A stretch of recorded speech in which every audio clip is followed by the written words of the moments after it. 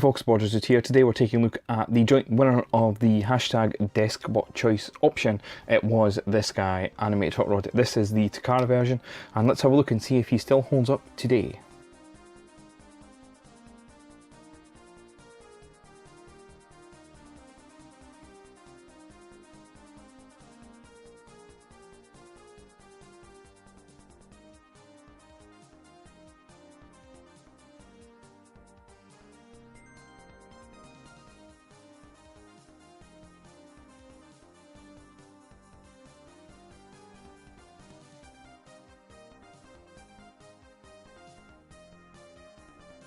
Take a look at Hot Rod's articulation. So his head has a joint which you can move it up and down.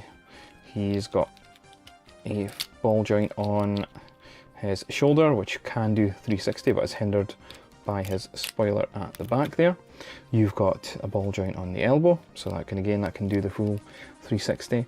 His hand has a little joint there that you can move up and down, and also a little bit to the left and a little bit to the right, but not much, just a little bit.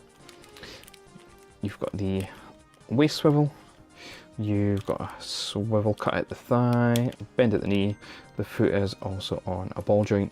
So in terms of articulation, you are getting quite a fair bit for your money. In terms of a weapon for Animated Hotrod, he does come with his trusty bow. Now you do get two missiles that do plug in there and they do fire quite well. I have them in storage somewhere, I don't have them on me because I tend to lose the missiles. I just seen my Rotorstorm video, so he's not there, but it's a pretty cool weapon, very unique for this version of Hot Rod.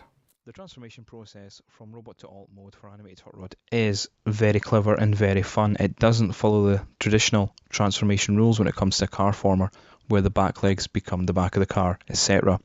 What happens here with this one is the arms become the back of the car and the legs form the lower body of the car just by simply flipping underneath the car itself. You also have the cool little feature of the Autobot logo flipping to become the engine block at the front of Hot Rod's alt mode. Very clever, very fun. Can't go wrong with this transformation.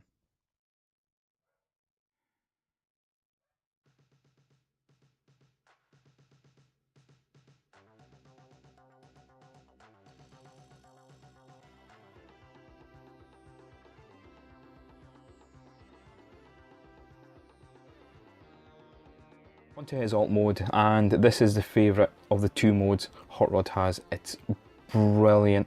Now I know I've mentioned this before, but being in his alt mode just shows how reflective that chrome is, especially when it hits light. Look at that, that's absolutely lovely. Look at the wheels, they roll, they've got a nice silver deco.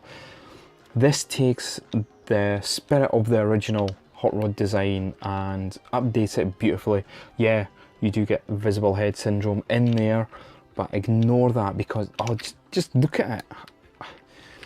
Words can't describe how cool this car is. I think this is one of the striking highlights of the animated line. And I'm a big Ultra Magnus fan and I love that mould in the animated line, but this just tops it. Absolutely wonderful. If you wish, you can put Hot Rod's weapon on top of the car and it stores there and fits quite nicely, quite secure. Doesn't look too bad in all fairness. It's pretty cool. Kind of reminds me of the old Road Blaster figures you used to get from Matchbox, where you just add sort of armourments to them. I think it works quite well. Now normally when I have them on display, we won't have that on there, but it's still pretty cool nonetheless. So my personal thoughts on Animated Hot Rods. Now this is the Takara version of Hot Rod, and I must say I prefer that. I love this chrome finish. It works so well. It's nicely done. I've not had any chrome flaking issues.